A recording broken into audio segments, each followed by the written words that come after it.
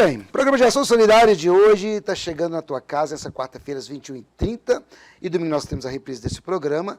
Hoje eu tenho um prazer muito grande, como anunciei, meu grande amigo Geraldo Almeida. Geraldo Almeida é um empresário do segmento da saúde, mas participou de muitos momentos aí, né, da assistência.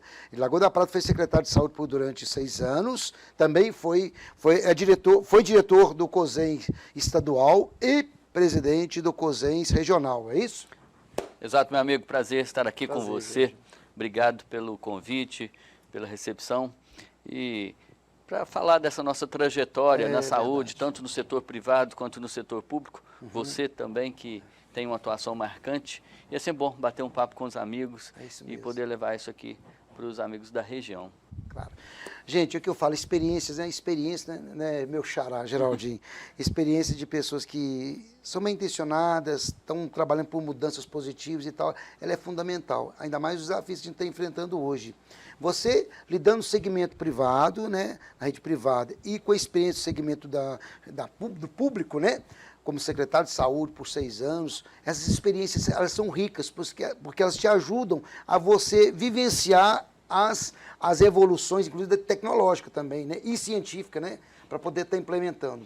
Primeiro, vamos falar da experiência pública, enquanto secretário de saúde. Fala para a gente um pouquinho desse momento que você viveu, como gestor, como diretor do COSEN estadual e presidente do COSEN regional. Olha, Geraldinho, é uma mudança muito drástica, né? Eu que vim do setor privado, onde a gente decide e resolve de uma forma muito rápida, né? É claro que a gente tem que ter planejamento, a gente tem que ter plano de negócio, a gente tem que pensar a médio, curto e longo prazo, mas no sistema público é tudo muito moroso, né? Então, às vezes você tem dinheiro para fazer determinada ação, quer fazer determinada ação, mas você esbarra na burocracia. Então, eu senti muito essa diferença quando saí do sistema privado e fui fazer gestão no sistema público.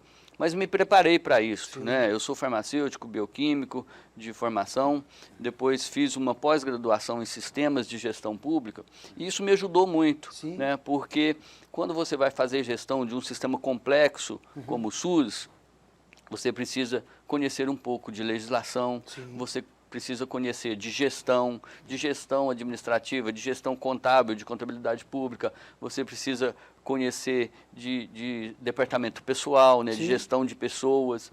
Então, foi uma experiência muito grande e enriquecedora.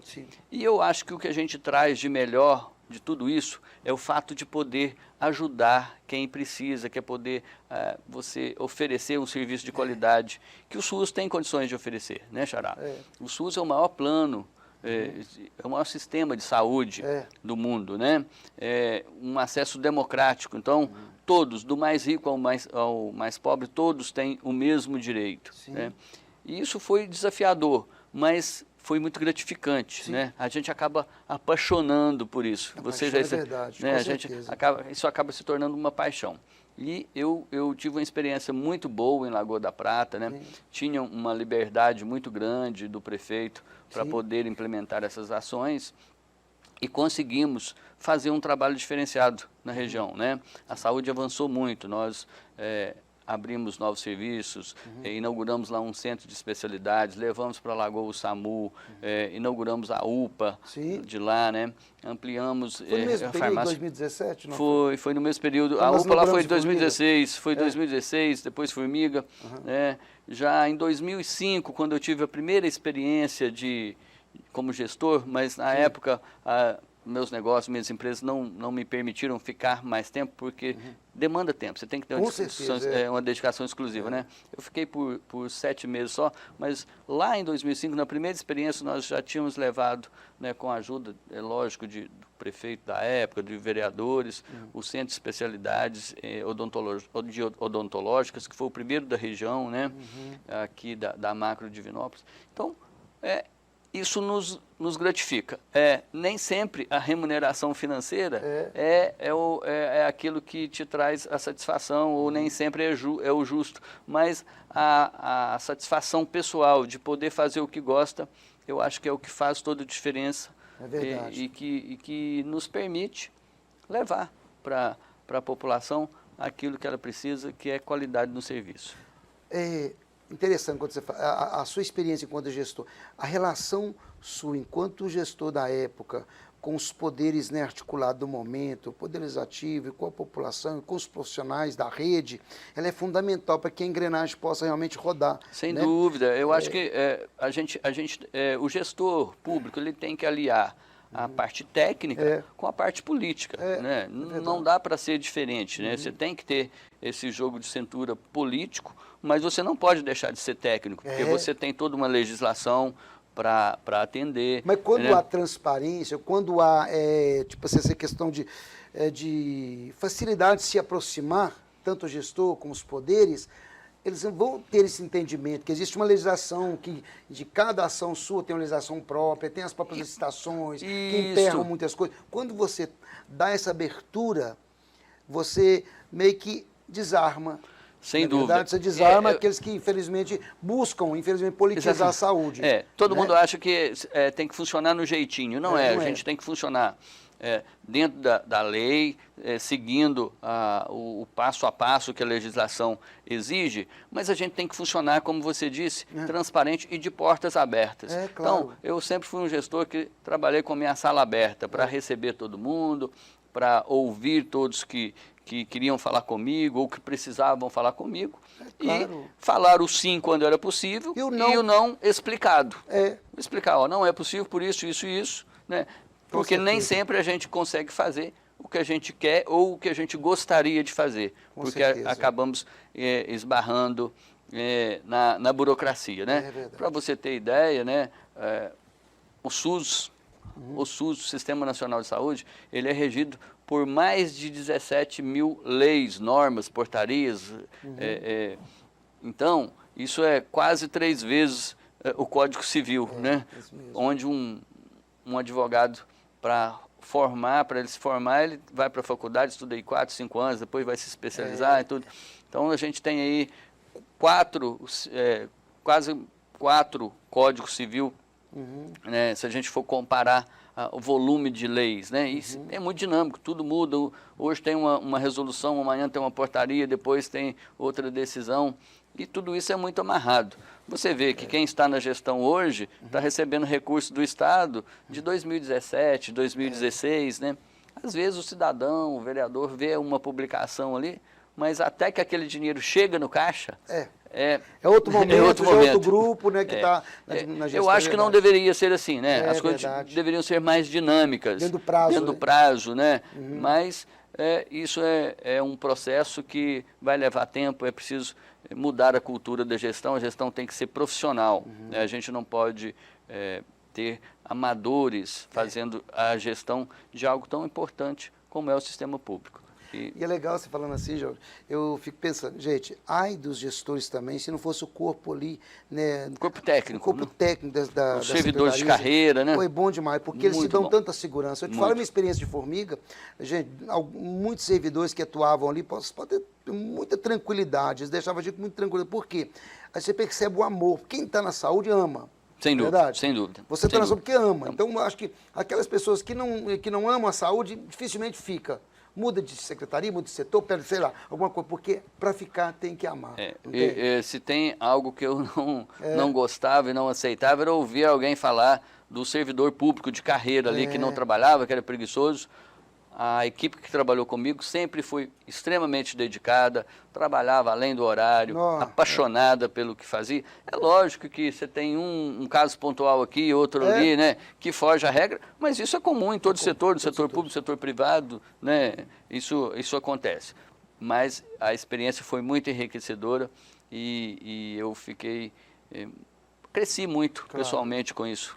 A gente cresce. É muito bom. É o que eu falo, eu sempre pontuo, né, nas conversas que a gente tem, que, bom, os gestores que estão hoje, né, todos os gestores, a gente respeita cada um deles, né, mesmo as suas limitações, né, do próprio serviço público, que é inerente mesmo, né, mas são pessoas assim, que têm o seu desprendimento e que estão tentando fazer o máximo. Como você mesmo disse, a própria legislação às vezes emperra e não deixa você avançar muito. Mas o contato, esse contato com o colaborador, com a comunidade, com os poderes que estão ali, né? Então é importante demais, para que haja tranquilidade e transparência em toda a gestão. Sem dúvida. Dificuldade todos nós sabemos que tem. E o sistema organizacional do SUS, ele é muito perfeito, né? Esse sistema de funcionar em rede, essa capilaridade, né? Veja você, um país da dimensão do nosso Brasil, a gente está aí, o sistema de vacinas do Brasil, né? Que todo mundo está vendo agora, a vacina chega no 2, 3 dias, já todo mundo está recebendo vacina, né? Isso, a imprensa divulgou isso mais agora com a pandemia, né?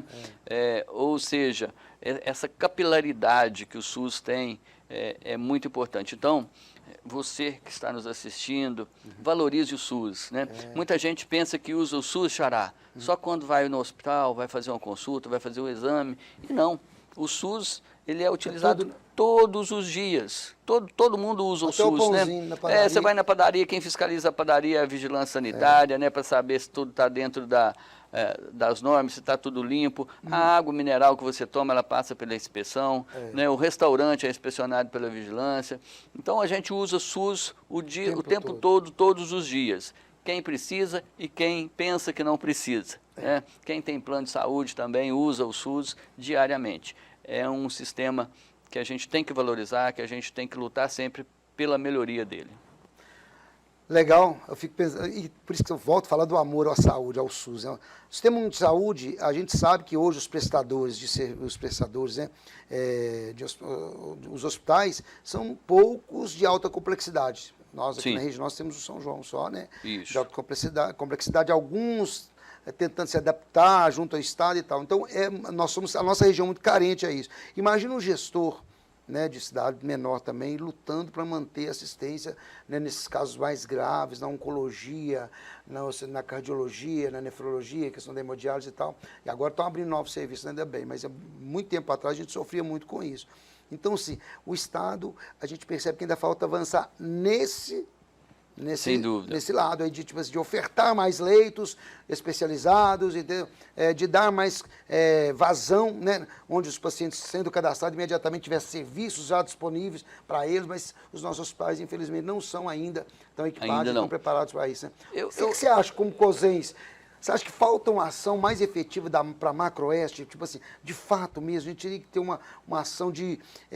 se não temos hospitais de alta complexidade aqui, não teria como buscar em outra regional ou BH, um prestador que, né, desafogasse na verdade, esses leitos das UPAs, por exemplo? Eu acho que primeiro é preciso abrir mais a visão, né? É preciso... eu sou favorável à parceria público-privada, a gestão através dos consórcios, eu acho que é um modelo que funciona muito, né? E eu acho que é aliar. Né? Há mais de 20 anos atrás, Divinópolis, nós tínhamos Santa Lúcia, Hospital Santa Lúcia, parece que o Hospital São Judas e São João de Deus atendiam pelo SUS, né? O SUS e tal. E depois, e cresceu, aumentou-se a população, a abrangência também na região, nós só temos São João aqui. Lagoa da Prata já chegou a ter 3 hospitais, hoje tem um só. Falta diálogo, então, para encontrar um caminho, essa parceria público-privada. Eu acho que caminhando para isso. Caminhando para isso, parceria público-privada e vontade política também, né, Xará? Você vê, a gente tem aqui um hospital regional aí que vem essa novela aí, vai abrir, vai funcionar, vai, não vai, né? Quando eu estive à frente do COSEMS aqui na região, nós trabalhamos muito com isso, com o Alan, que era da Regional de Saúde, o superintendente, hoje secretário aqui, doutor Ubidatã, que era o promotor à época aqui, lutamos juntos para tentar viabilizar, mas a coisa está aí hoje, né? Está lá, por enquanto, um elefante branco ainda, né? É verdade. 7, né? Me parece o 7 no Estado. 7 no Estado. Então, eu entendo que é preciso envolver o sistema privado junto. As parcerias público-privadas podem funcionar, o sistema de consórcio também é um sistema que funciona muito bem. E o cidadão tem que entender que a saúde funciona em rede, que não dá para ter tudo no mesmo lugar. Né? Não dá para pegar uma cidade pequena, uma cidade aí com 5 mil, 10 mil, 20 mil, 50 mil habitantes, e ter tudo nela. É impossível, né? Porque saúde é muito caro, principalmente quando você parte para alta complexidade. É verdade. Você tem que ter equipamentos, você tem que ter profissionais, você tem que ter materiais, né? E esse custo fixo é muito alto. É verdade. Então, é assim mesmo, você tem que ter um polo regional para você levar os casos de alta complexidade, e os municípios têm que investir muito, e sempre muito, na atenção básica. Mas aí vem mais uma questão política, Xará. Por quê? Porque tem lei que emperra tudo isso, né? A lei de responsabilidade fiscal, né? Que o prefeito está subordinado, né? O gestor público está subordinado, não permite mais a contratação de pessoal acima, que vai atingir um valor acima de 52% da arrecadação, né? Não se pode gastar mais com folha. Você tem que adaptar o que você tem ali? Pois é, mas como é que você vai fazer atenção básica? Com que você faz atenção básica na saúde? É com gente, com pessoas, com profissionais. É médico, enfermeira, é farmacêutico, é agente de saúde, é fisioterapeuta, né? É psicólogo, enfim, é nutricionista. Você precisa de gente. E os prefeitos não têm como contratar porque não pode extrapolar aquele limite. Tá amarrado. Então, tem que vir o legislador e desamarrar. Ó, você não pode gastar X do orçamento da saúde com o pessoal. Mas a atenção básica, o dinheiro que vem para a atenção básica, que tem que ser investido em pessoas, principalmente em pessoas capacitadas para fazer todo esse trabalho na atenção básica. Se nós cuidarmos bem da atenção básica, nós vamos diminuir muito o custo na média e alta complexidade.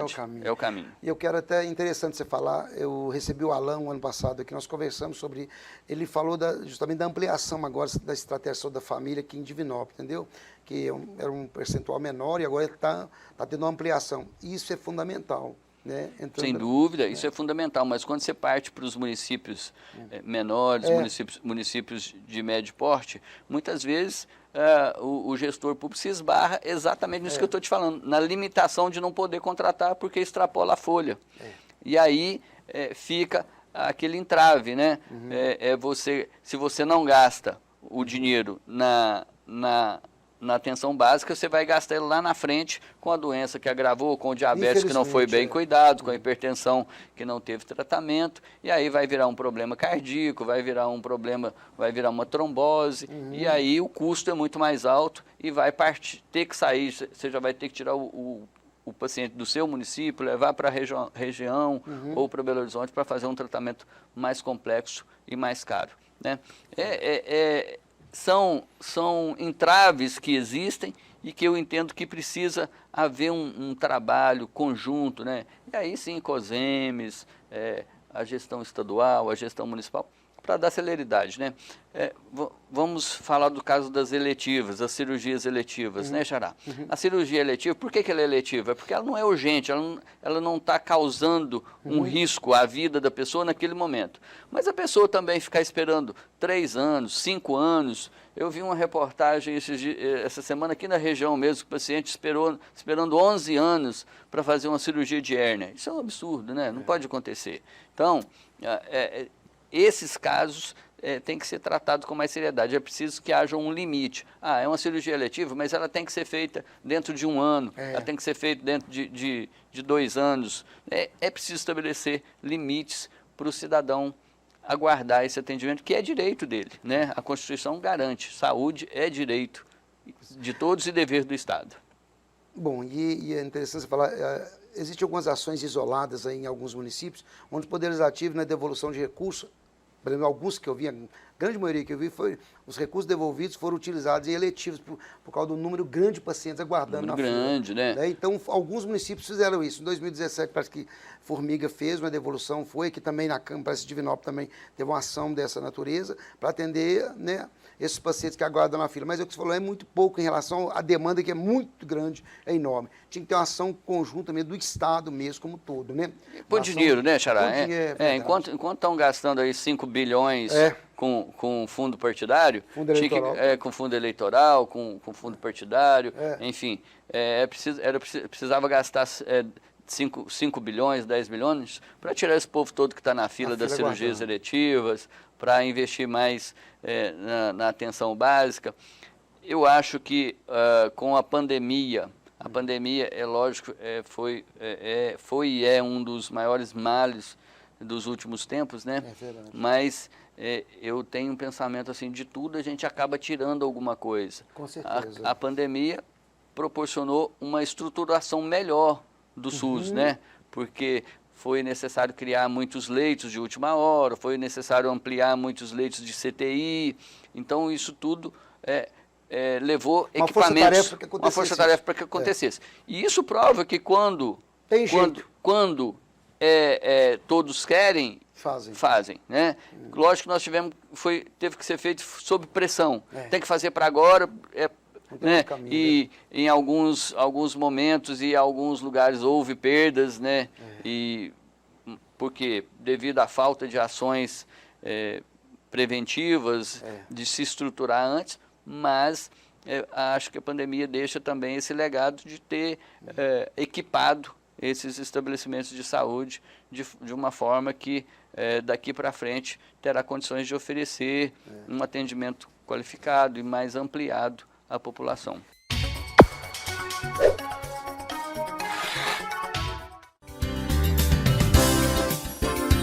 Nutrigil, produtos agropecuários em geral, clínica veterinária, vacinas nacionais e importadas, banho e tosa. Telefone 37 3221 3200. Nutrigil, Rua Pernambuco, 161, Centro Divinópolis. Produtos agropecuários é na Nutrigil. Continua lá na Rua São Paulo, 1888, pertinho da delegacia. É a referência de localização, Sincal e a delegacia de trânsito. E o nosso telefone 37 3214 3788 e o WhatsApp também, e o celular, o WhatsApp também, 379 9963 8637.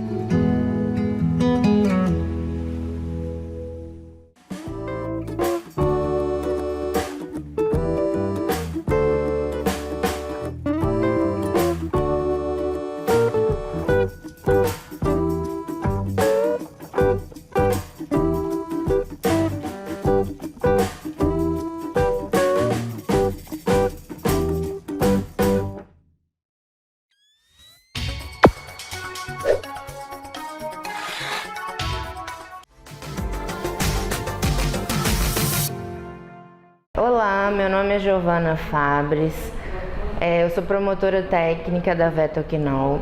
A gente tem uma parceria com a Nutrigil, que é uma loja aqui em Divinópolis, e hoje nós vamos falar sobre a Frontimax, que é uma coleira para leishmaniose. Ela é uma doença, hoje a gente considera uma zoonose, ou seja, ela acomete os humanos também.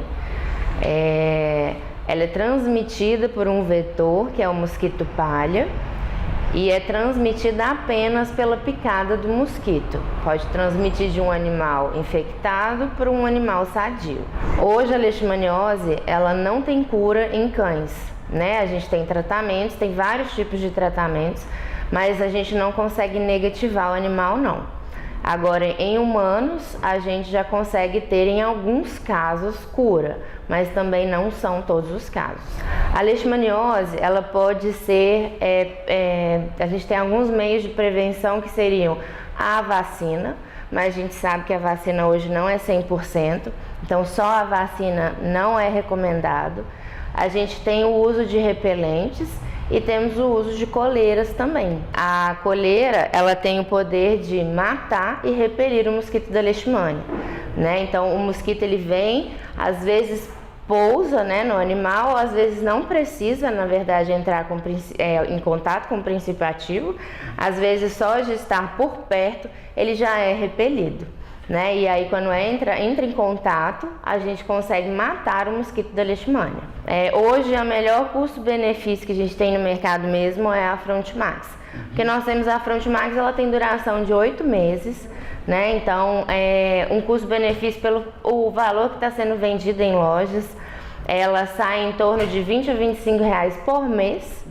Ou seja, você não tem nenhum produto hoje no mercado que tenha esse preço, e nem por duração de 8 meses. Além de repelir o mosquito da leishmaniose, ela tem efeito inseticida contra o carrapato e a pulga. Ou seja, ela tem 8 meses de duração contra o mosquito da leishmaniose, a pulga e o carrapato. Todos precisam entrar em contato com o princípio ativo para poder sofrer o efeito e morrer.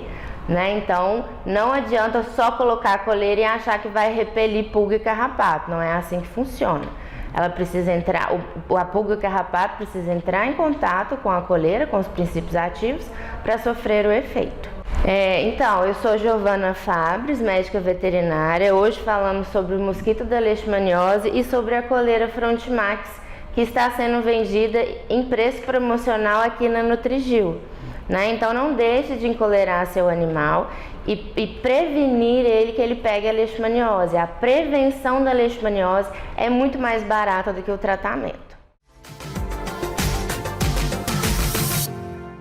Que pena, o programa está chegando ao final. Espero que você tenha acompanhado, curtido o programa, né? E, enfim, o tema que você sugeriu, nós estamos levando para a telinha. Os nossos apoiadores, quero agradecer muito aos apoiadores que constroem Geração Solidária com a gente.